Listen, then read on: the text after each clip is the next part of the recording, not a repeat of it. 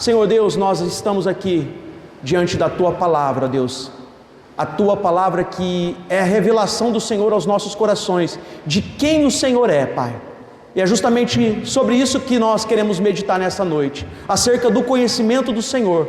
E que o Senhor possa, Deus, preparar o nosso coração agora para receber a Tua Palavra, falar aos nossos corações, nos edificando, nos confortando e, se necessário também, ó Deus, nos exortando acerca dos nossos caminhos, Pai.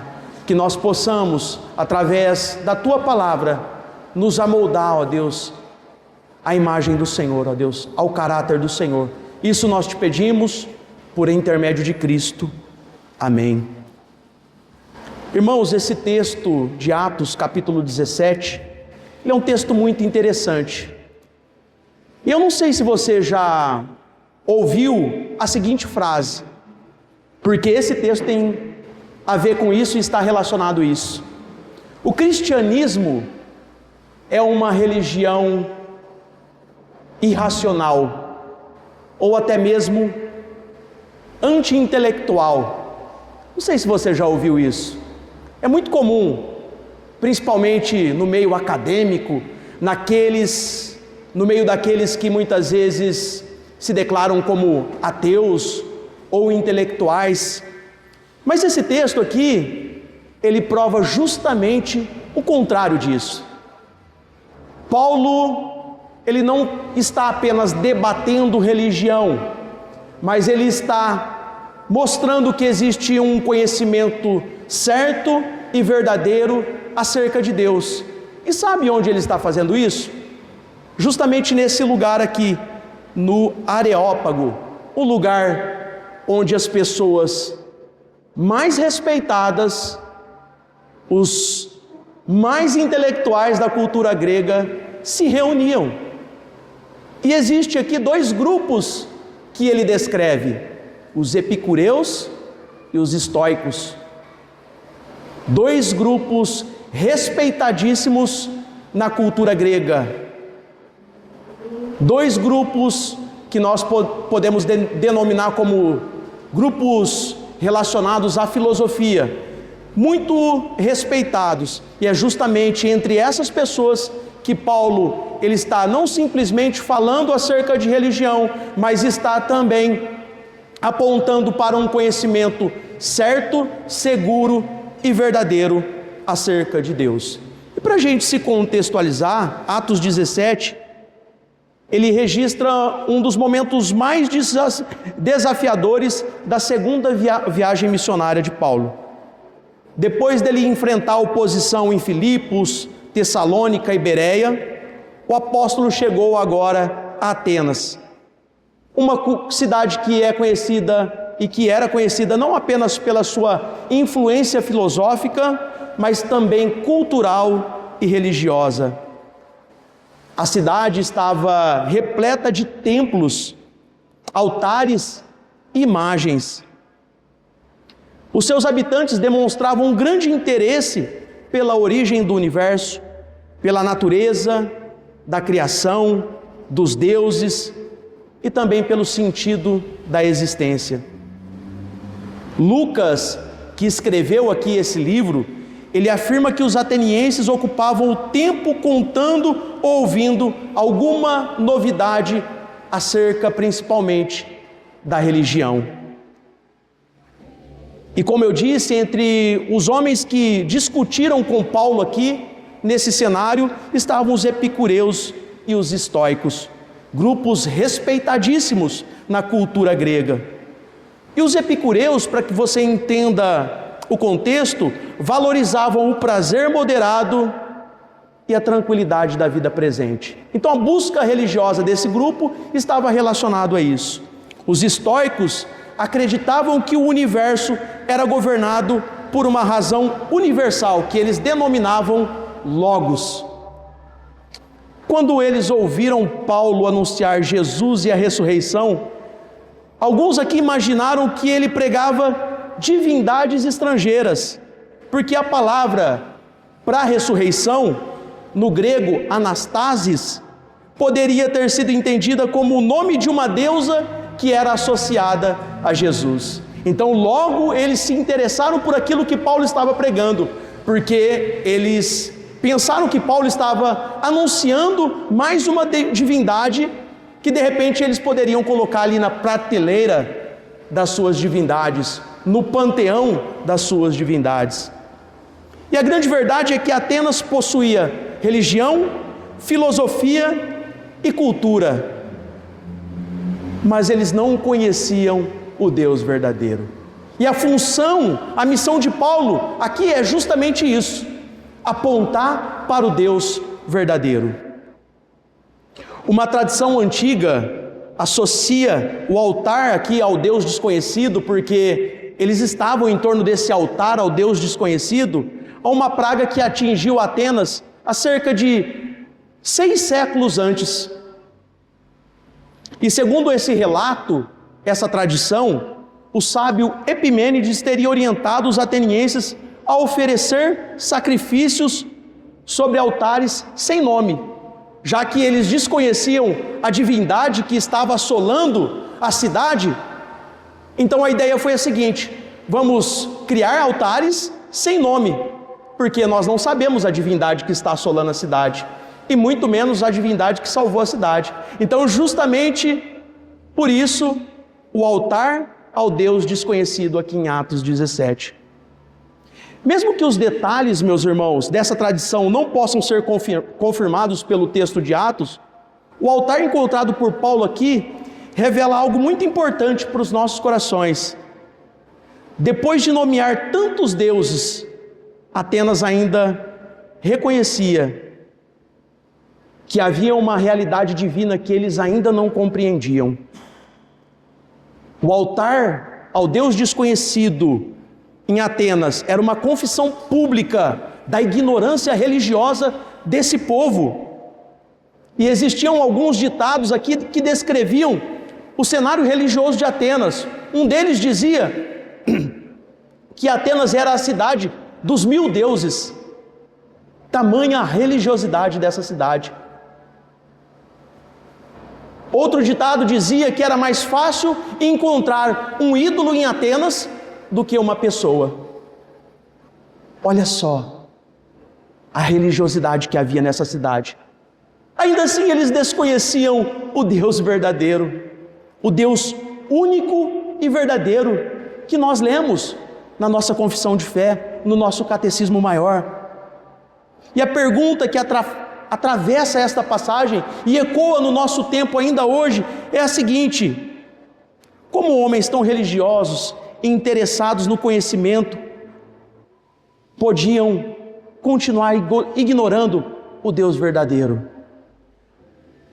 E a resposta de Paulo demonstra que a religião humana pode produzir muitos deuses, mas somente Deus pode revelar quem Ele verdadeiramente é. Somente Deus. Somente Deus pode revelar quem verdadeiramente Ele é. E como nós podemos chegar ao pleno conhecimento de quem Deus de fato é? Por meio da sua palavra. E Paulo, ele não apenas vai mostrar que o cristianismo não é uma religião irracional ou anti-intelectual, e ele vai também usar a própria filosofia, a própria cultura grega para apontar para o Deus verdadeiro, mostrando assim que existe um conhecimento certo, verdadeiro e seguro acerca de Deus, que nós podemos encontrar nas Escrituras Sagradas. E a primeira coisa que nós aprendemos com esse texto é que a religião humana produz um falso conhecimento de Deus. Olha o que diz do versículo 16 até o versículo 23, melhor dizendo. Enquanto Paulo os esperava em Atenas, o seu espírito se revoltava em face da idolatria dominante na cidade. Por isso dissertava na sinagoga entre os judeus e os gentios piedosos, também na praça todos os dias entre os que se encontravam ali. E alguns dos filósofos epicureus e estoicos contendiam com ele, havendo quem perguntasse: que quer dizer esse tagarela? E outros: parece pregador de estranhos deuses, pois pregava a Jesus e a ressurreição. Então, tomando-o consigo, levaram ao Areópago, dizendo: podemos saber que nova doutrina é essa que ensinas? Pelo que nos traze aos ouvidos coisas estranhas. Queremos saber o que vem a ser isso. Pois todos os de Atenas e os estrangeiros residentes de outra coisa não cuidavam, senão dizer ou ouvir as últimas novidades. Então Paulo, levantando-se no meio do Areópago, disse: senhores atenienses, em tudo vos vejo acentuadamente religiosos, porque passando e observando os objetos do vosso culto, encontrei também um altar no qual está inscrito: ao Deus desconhecido. Pois esse que adorais sem conhecer é precisamente aquele que vos anuncio. A religião humana produz um falso conhecimento de Deus. Enquanto aguardava os seus companheiros aqui, Paulo teve seu espírito revoltado diante da idolatria que ele encontrou em Atenas. Ele não contemplou aqui, meus irmãos, as imagens apenas como obra de arte ou expressões culturais. Ele viu nesse povo justamente um coração idólatra e um falso conhecimento acerca de Deus ou da divindade. Paulo enxergou aqui uma cidade espiritualmente aprisionada pela idolatria. Uma cidade espiritualmente aprisionada pela idolatria. A idolatria dos atenienses retirava do Criador a glória que somente Ele merece e levava os homens a depositarem a sua confiança na criação, nas obras das suas próprias mãos. E é justamente isso que tanto o profeta Jeremias, lá no capítulo 10, quanto também o profeta Isaías vão condenar: a adoração a deuses criados pelas mãos humanas. E é justamente isso que Paulo aqui, ele está apontando. Os atenienses não estavam adorando um Deus verdadeiro, e o Deus revelado nas Escrituras. Eles não estavam adorando apenas uma imagem, eles estavam adorando um Deus falso, criado pelas suas próprias mãos. Paulo, e é importante a gente destacar isso aqui, ele discutia na sinagoga e também na praça, e alguns aqui o chamavam de tagarela. Para nós hoje, essa palavra tem uma conotação, né? Geralmente é uma pessoa que fala muito, uma pessoa que não deixa a outra falar, né? Essa pessoa é um tagarela. E a palavra tagarela aqui, ela vem de uma palavra grega, spermologos, que descrevia uma ave que recolhia sementes espalhadas.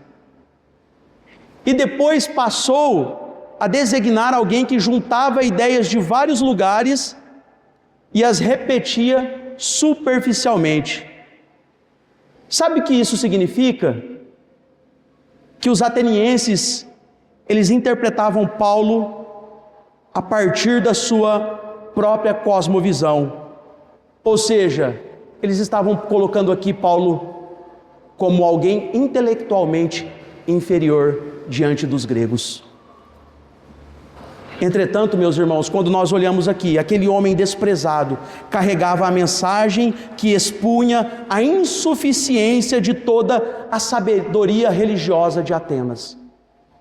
Paulo aqui é um instrumento de Deus para desmontar toda a religiosidade de Atenas. Eles possuem uma cosmovisão religiosa, mas os pressupostos dessa religiosidade dos atenienses eram pressupostos falsos, não se sustentavam. Eles tentavam compreender a Deus por meio da tradição, da filosofia, da observação, mas eles se esqueceram que só é possível conhecer a Deus como Ele é de fato através da sua revelação, que é a sua própria palavra. E é justamente isso que Paulo ele vai fazer. Ele vai usar os símbolos dos atenienses, apontar para a palavra de Deus e mostrar que existe um conhecimento certo e seguro acerca de Deus.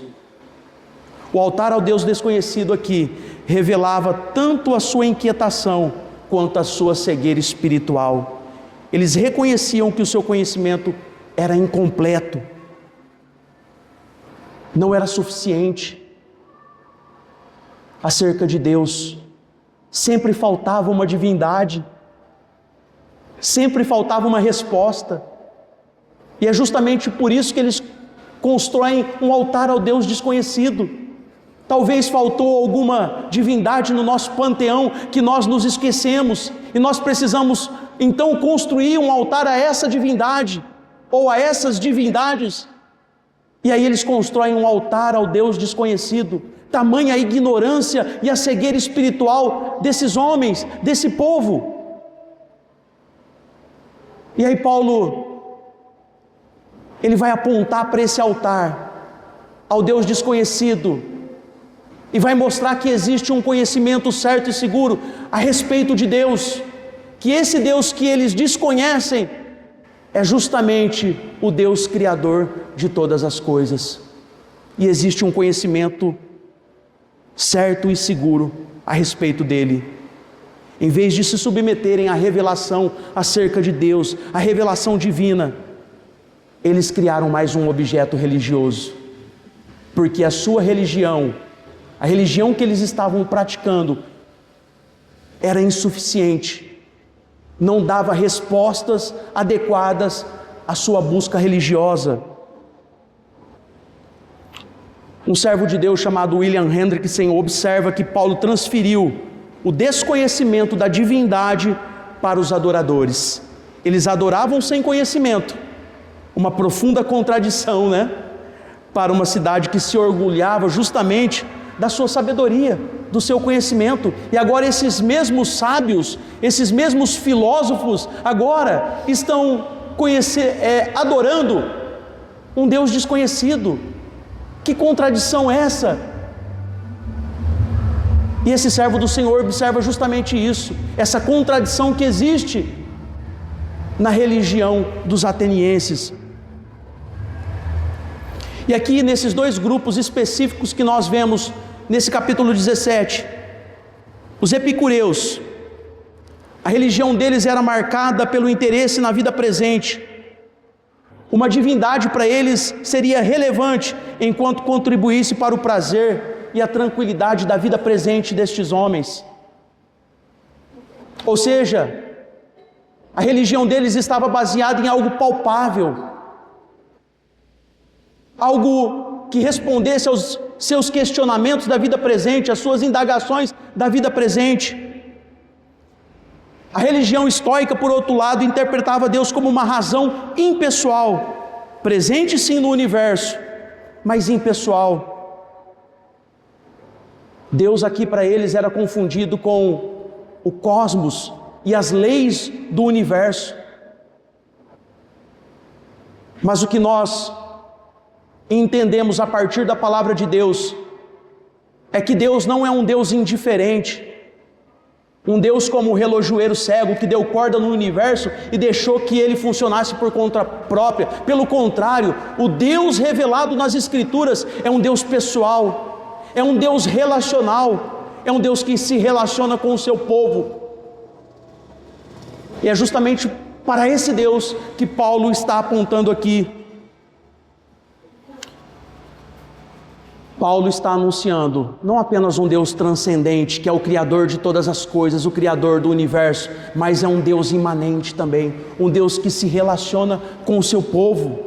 É um Deus diferente das divindades do panteão grego, porque os deuses do panteão grego não falam, não respondem, não escutam, mas o Deus anunciado pelo apóstolo Paulo, por meio da palavra de Deus, é um Deus pessoal, é um Deus relacional. Deus não é apenas parte do universo, Deus é o Criador de todas as coisas, Deus é o Criador do universo. Mas esse problema, meus irmãos, da busca pelo conhecimento das coisas, da divindade, não é um problema exclusivo dos atenienses, é um problema da humanidade. A humanidade que sofre os efeitos da queda, os efeitos do pecado. Isso não é apenas um problema cosmológico, é um problema também antropológico, está na nossa natureza e faz parte da nossa natureza caída. Nós queremos conhecer, nós estamos em busca de conhecimento também. E muitas vezes, quando nós não adquirimos o conhecimento certo, seguro e verdadeiro, nós nos apegamos a conhecimentos falsos. É só olhar para a sociedade do nosso tempo. Tantas falsidades sendo colocadas em lugar de verdade. O nosso problema é muito mais profundo, porque o nosso problema está relacionado com a nossa condição humana, a busca por um conhecimento independente de Deus. E a busca por esse conhecimento independente de Deus começou no jardim, não é exclusivo de Atenas, não é exclusivo de Mirassol, é um problema que começou no jardim, em Gênesis 3. A serpente ofereceu ao homem e à mulher um conhecimento fora de Deus, fora da autoridade de Deus. Adão e Eva no jardim desejaram definir o bem e o mal por conta própria. Eles desejaram um conhecimento à parte do Criador. E esse é o nosso problema. E esse é o problema que estava atingindo também Atenas. Faz parte da nossa condição caída. O primeiro pecado também foi uma tentativa de conhecer e viver independente de Deus. Desde então, o coração humano transforma a criação em Criador. Nós substituímos o Criador pela criação. Justamente por isso, uma imagem pode se tornar Deus. Mas não apenas uma imagem. A minha posição social também pode se tornar um ídolo. O meu status pode se tornar um ídolo. Um personagem político pode se tornar um ídolo também, porque nós temos essa tendência, faz parte da nossa natureza caída. Justamente por isso, o coração humano transforma a criação em Criador. E por isso Paulo também, lá em Romanos, no capítulo 1, ele ensina que os homens conhecem algo de Deus por meio da criação, mas suprimem a verdade e trocam sua glória por imagens. É justamente isso que os atenienses estavam fazendo aqui, substituindo a glória do Criador por imagens ao Deus desconhecido. O homem caído, meus irmãos, continua religioso, mas utiliza a sua religiosidade para fugir do verdadeiro Deus. Atenas tinha tudo. Tinha uma cultura que era uma cultura avançada para a sua época, tinha conhecimento filosófico que também era avançado para a sua época, tanto que até hoje nós voltamos para os clássicos da cultura grega, ainda no nosso tempo, Platão, Sócrates, Aristóteles, e tanto conhecimento que os gregos produziram que ainda hoje reverbera no nosso tempo. Mas lhes faltava o principal, o mais precioso conhecimento que nós podemos adquirir, o conhecimento acerca de Deus. A nossa geração, olhando agora para o nosso tempo, possui tanto conhecimento, não é verdade? Tanta informação, a tecnologia está aí e nos oferece tanto conhecimento. Você tem um universo na palma das mãos, livros, aulas, sermões, faculdades, cursos, opiniões religiosas em poucos segundos. Contudo, meus irmãos, o aumento da informação, a modernidade, a tecnologia não produziu necessariamente o verdadeiro conhecimento acerca de Deus. As pessoas têm tudo isso na palma das mãos e ainda assim lhes falta o principal, que é o conhecimento certo e seguro acerca de Deus. A internet está repleta de espiritualidade. Quando você abre o Facebook ou o Instagram, quantas mensagens você se depara religiosas? Deus abençoe o seu dia.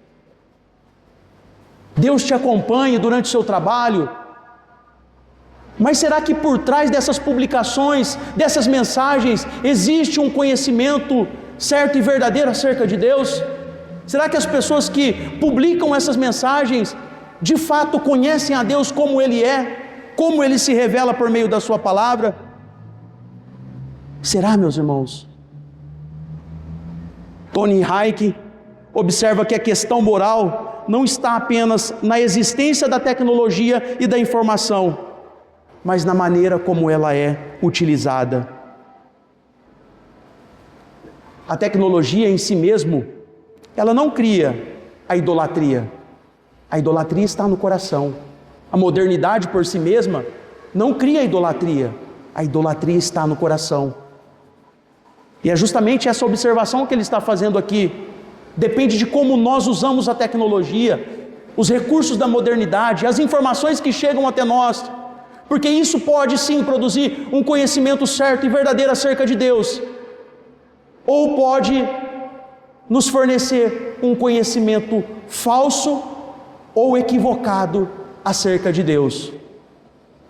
Por isso nós nos deparamos com tanta informação: Deus é isso, Deus é aquilo, Deus está ali, Deus está lá. Mas muitas vezes não existe nenhum conhecimento acerca de Deus nesses apelos e nessas informações. E não se assustem com o que eu vou dizer. Mesmo que sejam produzidos ou produzidas essas informações por igrejas, não significam que é um conhecimento certo e verdadeiro acerca de Deus.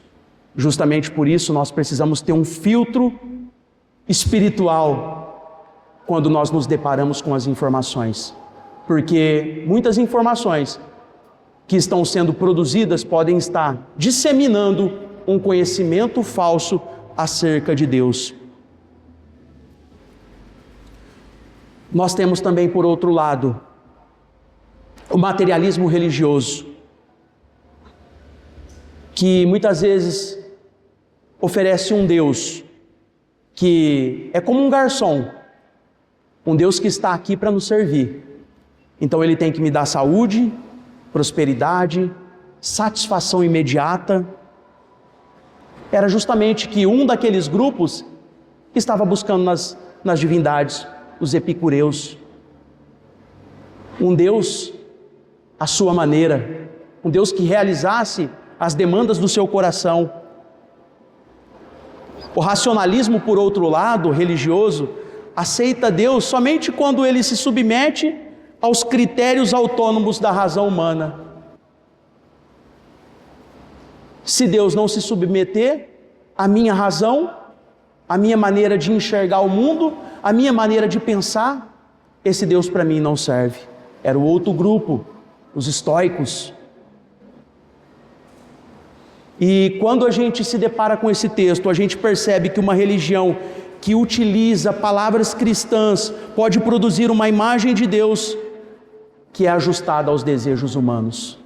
Uma divindade ajustada aos meus critérios, aos meus desejos, aquilo que eu estou buscando, ou o meu coração pecaminoso está buscando.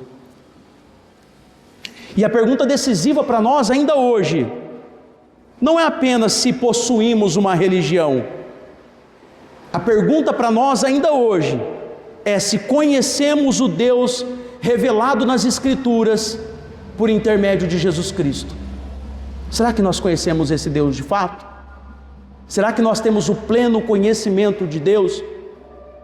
E eu não estou dizendo aqui que esse conhecimento é exclusivo da Igreja Presbiteriana do Brasil. Não. mas é um conhecimento que somente a palavra de Deus pode nos fornecer. Então, quer conhecer Deus de fato? Nós só podemos conhecer por meio da palavra de Deus. E uma igreja que é fiel às Escrituras Sagradas. Justamente por isso os reformadores valorizaram tanto o sola Escritura. Só a Escritura pode nos fornecer o conhecimento certo, seguro e verdadeiro acerca de Deus. Se a religião humana produz um falso conhecimento de Deus, como o verdadeiro Deus pode então ser conhecido? Paulo aqui ele responde a essa pergunta dizendo que Deus tomou a iniciativa de se revelar. Deus tomou essa iniciativa de se revelar. Não somos nós que chegamos ao conhecimento como se nós estivéssemos à busca de um tesouro e de repente pelas nossas próprias forças, pelos nossos próprios méritos, nós alcançamos esse conhecimento de Deus. Não, é Deus que decidiu se revelar aos nossos corações. Justamente por isso, esse conhecimento, mais uma vez eu repito, é um conhecimento certo e seguro acerca de Deus. E o segundo aspecto desse texto é que Deus se revela como Criador e Senhor de todas as coisas. Versículo 24 ao 29 diz assim: o Deus que fez o mundo e tudo o que nele existe, sendo Ele Senhor do céu e da terra, não habita em santuários feitos por mãos humanas, nem é servido por mãos humanas como se alguma coisa precisasse, pois Ele mesmo é quem a todos dá vida, respiração e tudo mais. De um só fez toda a raça humana para habitar sobre toda a face da terra, havendo fixado os tempos previamente estabelecidos e os limites da sua habitação, para buscarem a Deus, se porventura tateando o possam achar, bem que não está longe de cada um de nós, pois nele vivemos e nos movemos e existimos, como alguns dos vossos poetas têm dito, porque dele também somos geração. Sendo, pois, geração de Deus, não devemos pensar que a divindade é semelhante ao ouro, à prata ou à pedra, trabalhados pela arte e a imaginação do homem. Deus se revela como Criador e Senhor de todas as coisas. É isso que Paulo começa declarando: o Deus que fez o mundo e tudo que nele existe. E Paulo não está aqui apresentando Deus como mais uma possibilidade às teorias gregas. Ele anunciou Deus como Criador. Esse é o Deus Criador de todas as coisas. Sabe o que Paulo está querendo dizer? Vocês estão cultuando mais de 1000 divindades, e todas elas são falsas, e o Deus verdadeiro é o Deus que eu vos anuncio. Ele é o Criador de todas as coisas. O universo não é eterno, nem surgiu do acaso ou de conflito entre divindades, porque essas eram as respostas dos gregos à sua busca pela divindade. E que Paulo faz aqui é inverter a lógica grega. Tudo foi criado pelo Deus vivo. Ele é o Criador de todas as coisas. E aqui, meus irmãos, está o ponto, porque aqui Paulo, ele estabelece a distinção entre Criador e criatura. Deus não é o universo, como ensina o panteísmo. Deus não é um Criador distante, como ensina o deísmo. Deus, ele está para além da criação, ele está acima da criação. Ou seja, ele é um Deus transcendente. Ainda assim, Deus, ele se relaciona com a sua criação, ele está presente na criação. Nesse ponto é muito importante a doutrina da providência, porque é nessa doutrina que nós aprendemos e também ensinamos que Deus, ele governa, ele preserva e ele coopera para que todas as coisas aconteçam de acordo com os seus decretos soberanos. Ou seja, ele é o Criador, mas ele está presente também na criação. Ele não é um Deus distante. Por isso, aqui tem um ponto que Paulo destaca: ele não habita em santuários feitos por mãos humanas, como se pudesse ser limitado por uma construção. Por isso nós não dizemos que não há salvação fora da igreja presbiteriana. A igreja é um instrumento pelo qual Deus se manifesta. Mas nós não dizemos isso, porque Deus não habita em templos, em santuários feitos pelas mãos humanas. Deus também não é servido como alguém que necessitasse de ser alimentado ou cuidado. Ele não depende dos nossos templos, ofertas ou da nossa adoração para continuar sendo Deus. Ele é Deus independente destas coisas, por mais que Ele exija muitas dessas coisas. Nós é que dependemos inteiramente dEle. Paulo afirma aqui que Deus concede a todos vida, respiração e tudo mais. Cada respiração testemunha a nossa dependência do nosso Criador. Se você está respirando, se você está sentado aqui hoje, ouvindo a palavra de Deus, isso aponta para o fato de que você tem total dependência do Senhor. Senão você estaria na sua casa, assistindo o Netflix, talvez o jogo do seu time, mas como você está aqui, isso mostra que de fato você é dependente do Senhor, você depende de Deus. Adorar a Deus não significa suprir alguma necessidade divina. Adorar a Deus, meus irmãos, significa reconhecer que tudo procede de Deus, e tudo é para a glória de Deus. Deus governa a história, e Paulo declara aqui que Deus fez de um só toda a humanidade, estabelecendo os tempos e os limites da sua habitação. As nações, os períodos históricos e os acontecimentos humanos não estão fora do seu governo. Por mais que nós olhamos para a atual situação do nosso país e do mundo, e muitas vezes parece que as coisas estão fora de controle. Não estão. Deus está governando, assentado no seu alto e sublime trono. É importante a gente notar que a visão bíblica, aqui nesse ponto, diverge radicalmente das perspectivas do materialismo histórico dialético, que vê a história como uma luta de classes. A história da humanidade não é apenas isso, e não se resume a isso. A história é a história de Deus conduzindo o seu povo e governando sobre todas as coisas. Enquanto a teoria materialista reduz o curso da existência humana a um eterno conflito de classes e tensões socioeconômicas, a Escritura nos apresenta uma narrativa teológica e providencial. É Deus conduzindo a história, é Deus providenciando todas as coisas, é Deus se relacionando com o seu povo de uma forma pactual. O mesmo Deus que fez um pacto com Abraão, como nós vimos hoje, né, Jorge, na escola dominical, é um Deus que fez um pacto com Davi, é um Deus que fez um pacto com a humanidade em Cristo, é um Deus que fez um pacto individual comigo e com você, e é o mesmo Deus que cumpriu os seus pactos ao longo da história, que cumpre hoje também os seus pactos com o seu povo. O Senhor não criou o mundo para depois abandoná-lo. Nós estamos falando aqui, como o apóstolo Paulo está apontando, de um Deus criador. Ele preserva e governa todas as coisas, meus irmãos.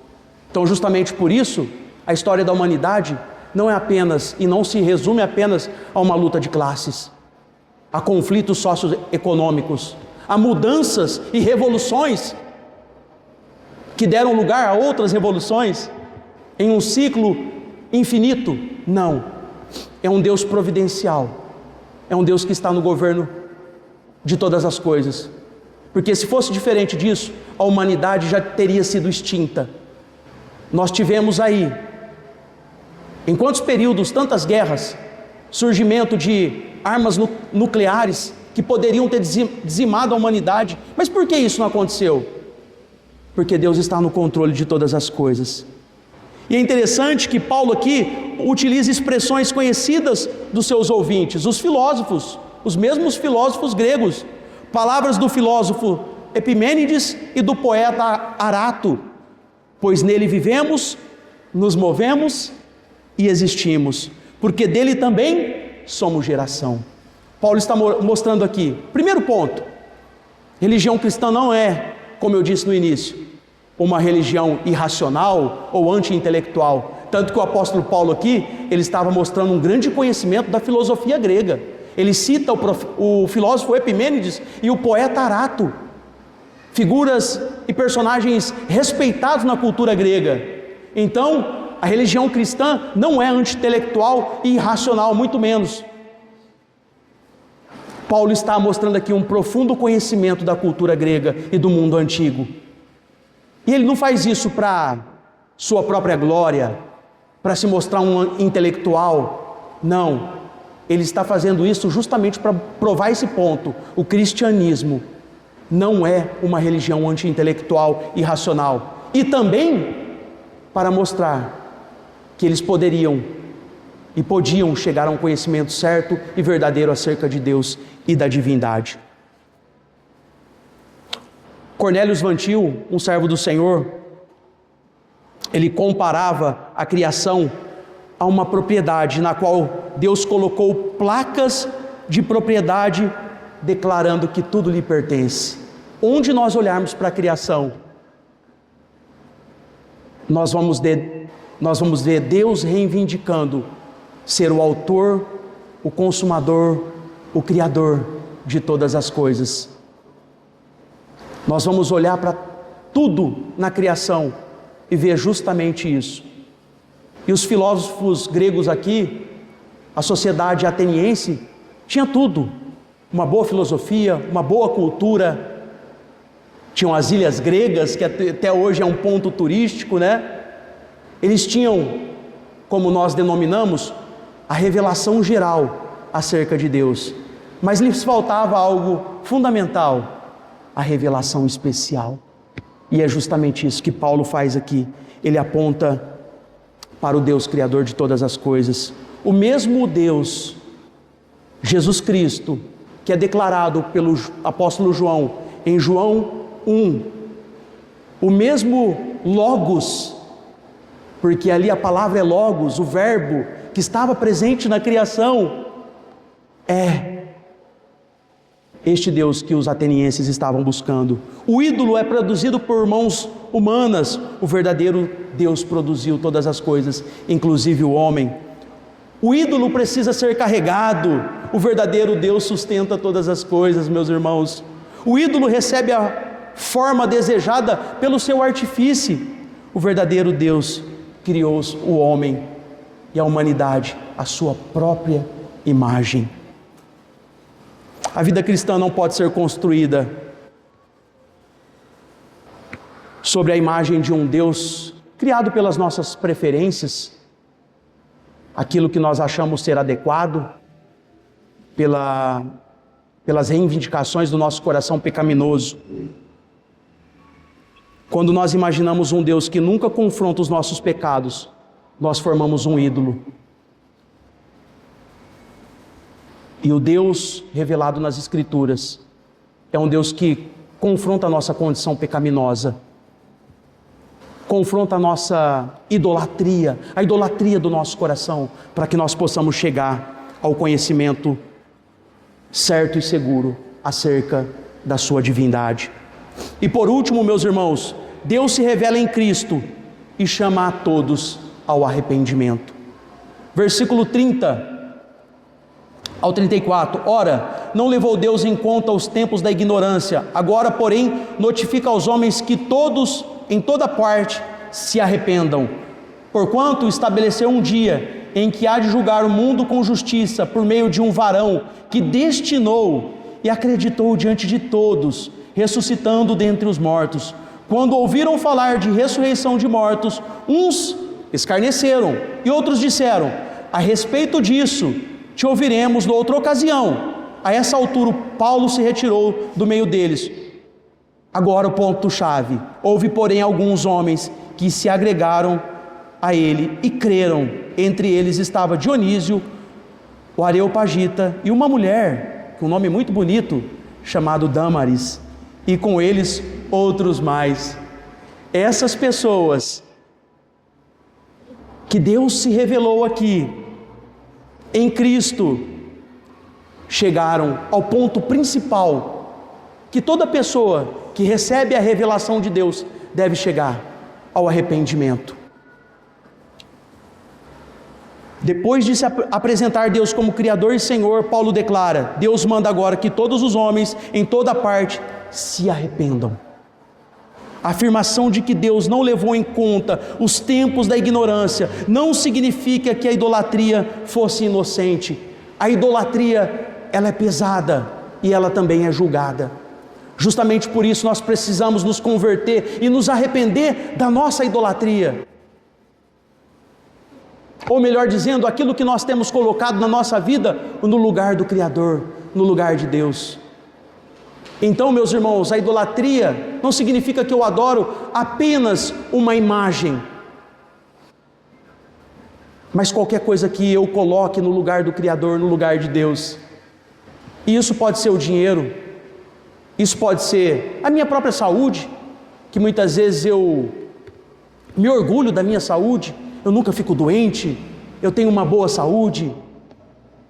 Pode ser da minha posição social, do meu cargo na empresa, porque eu sou uma autoridade sobre as outras pessoas. Deus confronta esses ídolos do nosso coração e nos chama ao arrependimento e nos submetermos agora à dependência do Senhor. A ignorância dos atenienses não poderia mais ser utilizada agora como desculpa, porque agora aquele Deus desconhecido que eles criaram um altar foi revelado a eles por meio das Escrituras e da pregação do apóstolo Paulo. Paulo não apresentou Jesus aqui como mais uma ideia, como mais um conhecimento, a cultura grega. Ele anunciou agora uma ordem divina, um Deus verdadeiro, um conhecimento certo, seguro e verdadeiro acerca de Deus e da divindade. E diante disso agora vem o apelo de Paulo e o apelo das Escrituras Sagradas: arrependam-se, vocês devem se arrepender. Diante, meus irmãos, da revelação do Deus Criador de todas as coisas, do Deus Santo e verdadeiro, não nos resta outra saída a não ser nos arrependermos da nossa idolatria, do nosso pecado, da nossa condição humana.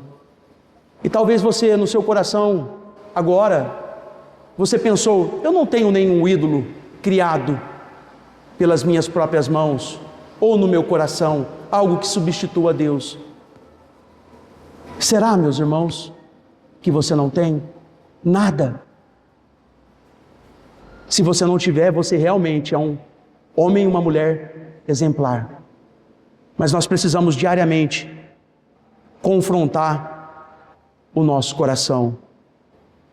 Não bastava acrescentar Jesus ao panteão dos deuses, não bastava construir um altar, não bastava admirar Paulo agora como um detentor do conhecimento verdadeiro, como um filósofo.